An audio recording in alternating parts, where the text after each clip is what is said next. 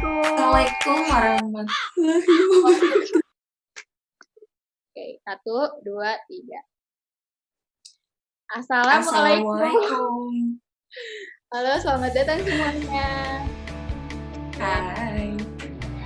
Welcome back to our channel ya. Di video kali ini kami akan bahas seputar drama yang lagi viral.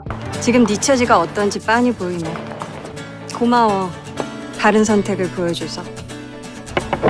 시간이랑 장소 줘봐. Pas banget ya. Ini kontennya itu kita bakal masukin ke konten reality and delusion. Nah, jadi kenapa nih Cia kita bakal masukin ke konten yang ini, dramanya? Ngomongin drama ini. Jadi sebenarnya ya karena kita pengen ngebucin. Oh, ngebucin, oke. Tapi maksudnya karena kita ya, jadi kita udah pakai kaos CEO dan mentor. Ya makin mantep nih. Nah, kita tuh bakalan bahas apa sih perbedaan dari cerita yang ada di drama startup dan di kehidupan nyata. Yes. Kira-kira kayak gitulah. Ya, sesuai dengan nama kontennya ya, reality and delusion gitu. Jadi kami nggak cuma bahas seputar kayak ya bucin, nggak apa-apa sih kita ngebucin juga ya, tapi kita juga ngebahas ya. Kita juga ngebahas tentang dramanya ini apakah sesuai dengan realitanya, apa hanya delusi gitu ya. Kita berdelusi gitu. Oke. Nah, drama startup itu tentang anak muda yang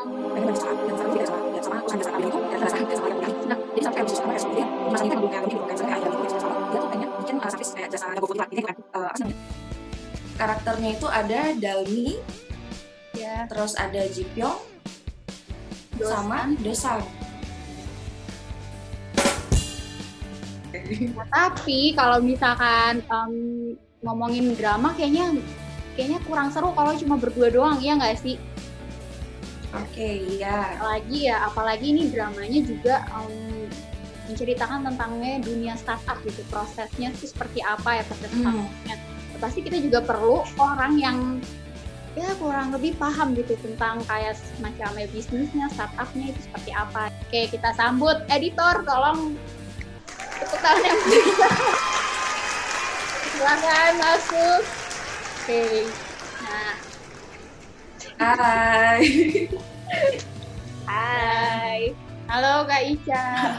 Hai, iya halo. Kenalin aku Ica dan aku di sini nggak terpaksa. Aku di sini kayaknya iya sih. ngomongin tentang startup. Tapi bukan startup nih, kita ngomongin drama startup. Karena kalau ngomongin startup beneran, gue siapa? Orang gue gak punya startup. Nah, jadi di sini ya special guest-nya ini Kak Ica. Buat yang belum tahu Kak Ica gitu ya, coba bisa memperkenalkan diri kembali gitu, dari apa sih namanya, latar belakangnya, mungkin lagi sekolah kah atau lagi kerja kah gitu.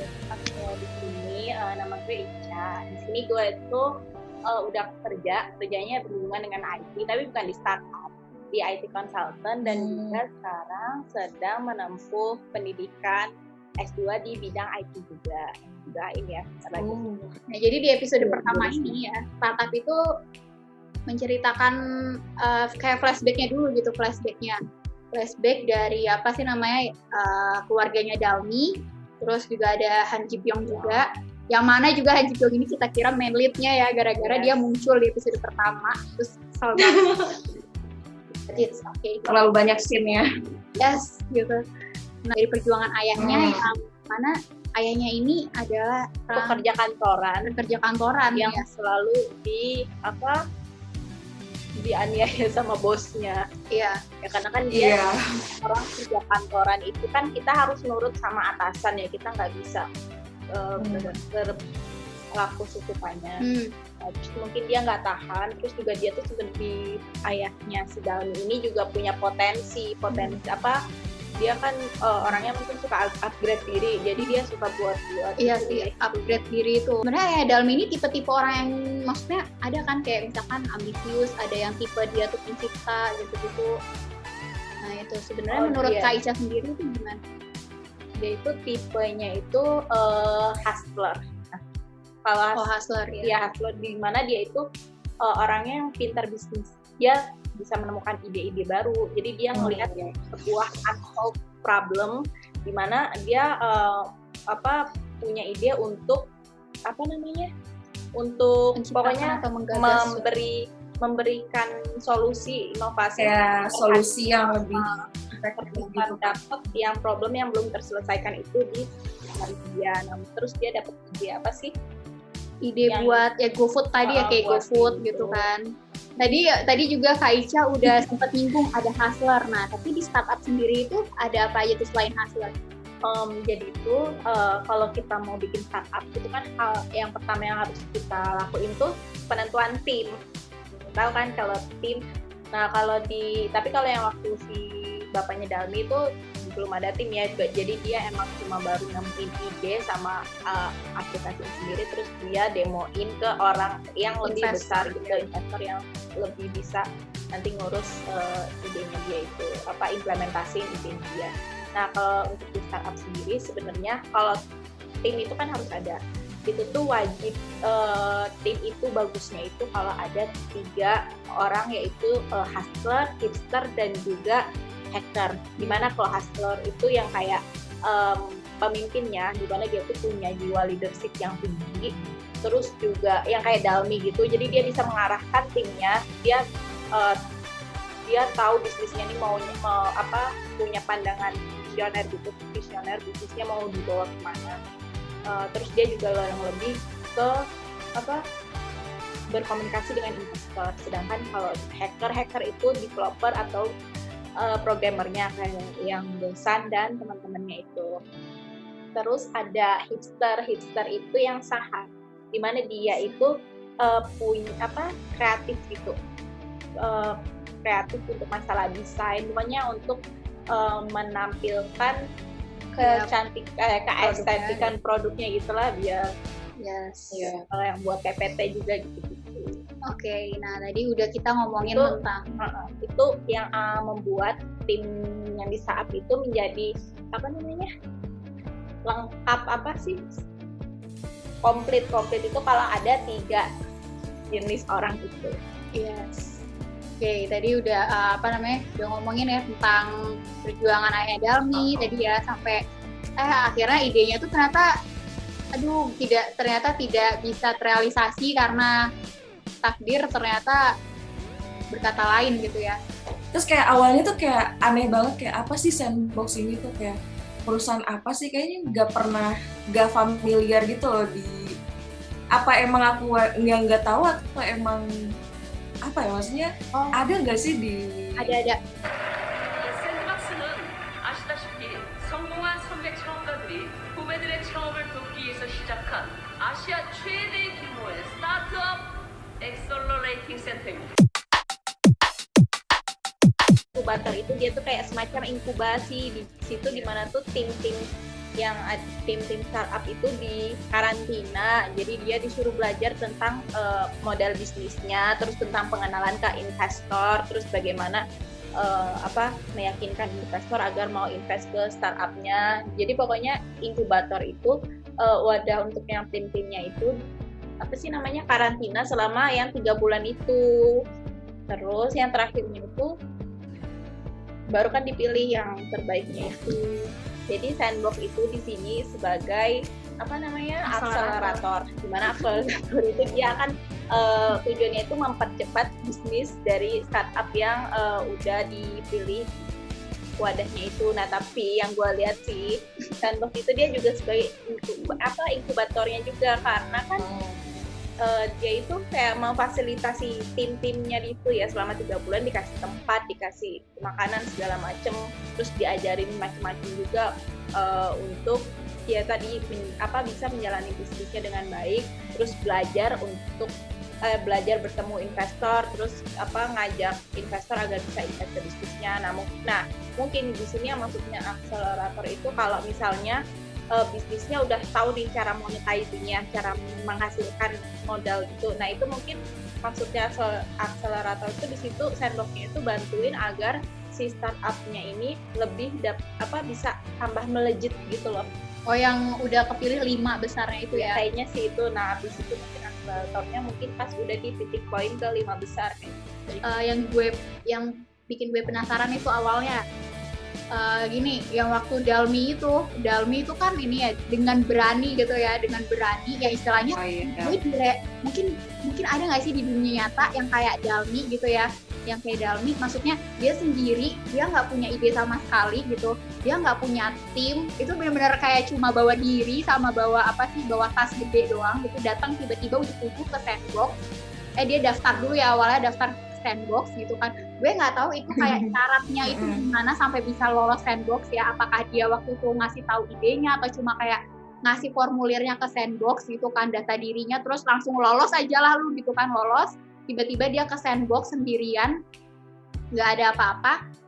Nah itu gimana sih realitanya, apakah kayak misalkan, apakah bisa kayak Dalmi gitu kayak tiba-tiba datang ke Sandbox, ada semangat dulu lah gitu. Dia kan di situ kan udah dijelasin Dalmi itu dia orangnya bersemangat ya, terus orangnya mau belajar hal yang baru, mau upgrade diri, apalagi setelah ketemu kakaknya, itu kan motivasinya dia biar dia bisa sukses. Nah, mumpung dia ngelihat yang ada pengumuman hackathon itu, ya pasti dia bakalan mau yang terpikirkan pasti ini jalan satu-satunya biar cepat melejitnya. Lagian juga kan kalau yang di Kantas kayak gitu, itu kan si Sandbox itu mewadahi itu, jadi nggak harus yang punya tim dulu, jadi nanti buat timnya ya pas lagi di situ, yang kayak waktu episode berapa sih itu mereka kan nyari tim dulu. Jadi sih kalau seorang diri sih ya nggak apa-apa, fine-fine aja gitu. Kalau kayaknya nggak pernah tahu nggak kan, misalkan ada kayak ajang kayak pekan retas, terus kayak misalkan ya dia pernah di TikTok.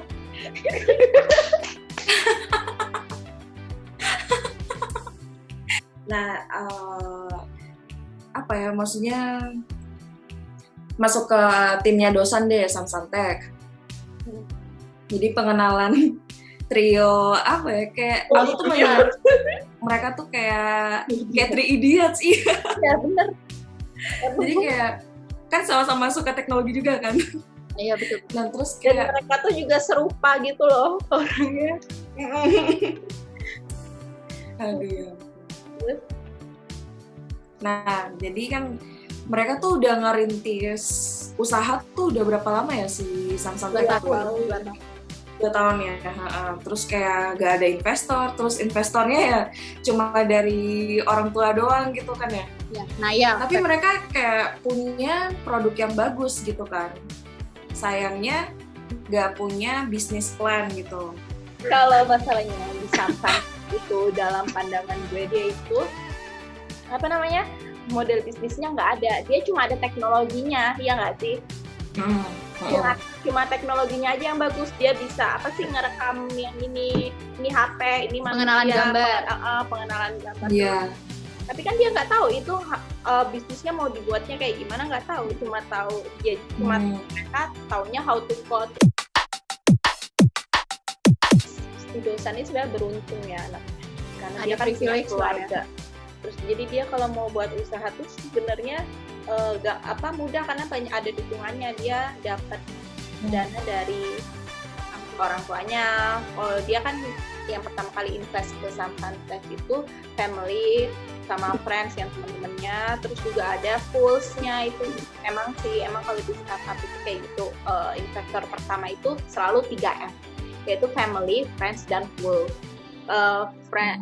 Pulse-nya itu di sini yang si sepupunya itu dia gitu deh, dijanjiin ntar 1% itu dijanjiin yang satu saham 1% itu. Nah si Pulse-nya sih iya aja, karena dia mungkin ngelihat si itunya pintar, Dosannya pintar kali, tapi tanpa sebenarnya dia juga nggak ngelihat model bisnisnya bakal kayak gimana. Jadi dia kayak merelakan jasanya aja. Tapi ya nggak apa-apa sih, karena kan emang keluarga ya. Jadi si Dosan ini kan bapaknya mungkin udah nggak mau ngasih dia uang lagi kali ya, karena kan nggak ada hasilnya. Terus suatu hari dia ngeliat majalah dimana di situ ada terpampang mukanya si Han Ji Pyong, tulisannya tuh angel investor. Ya udah dia pengen ngehubungin si Han Ji Pyong ini buat bantu naikin startupnya dia, buat invest di dia lah. Tuh dia tuh sebenarnya nggak terlalu angel investor loh, soalnya kan dia ngelihat peluang bisnis yang maju. Sedangkan kalau definisi angel investor itu kan seseorang yang dia tuh udah terlalu mapan, terus mungkin dia bingung ya uangnya mau digimanain, terus dia ngelihat ada seseorang yang punya startup bisnis gitu, dia suka sama visi misinya atau emang suka sama kepribadiannya, terus dia kasih modal gitu. Udah kayak orang yang baik gitu deh, yang dia nggak nuntut saham berapa persen, itu enggak, dia emang pure mau bantuin dana untuk si orang ini mengembangkan usaha. Tapi kan si Han Ji Pyong nggak awal-awalnya nggak terlalu seperti itu kan, tapi pas di akhirnya dia kayak gitu yang nolongin Yunsan siapa? Yongsil itu. Nah itu waktu kita yang jadi. Oh iya. 자금이 어느 정도입니까? 1억을 희망하고 있습니다. 일단 저희 회사에서 추진하기에는 무리가 있고요. 1억 아니고 5천이면 될까요? 대신 개인 투자를 하고 싶은데.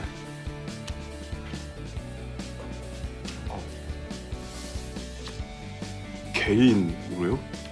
왜요? 대표님 목소리가 좋아서요. 제 목소리요. 1억을 투자하고 3억을 기부하죠. 전 지분은 많이 필요 없습니다. 대신 저한테도 좋은 친구들을 매칭해 주세요.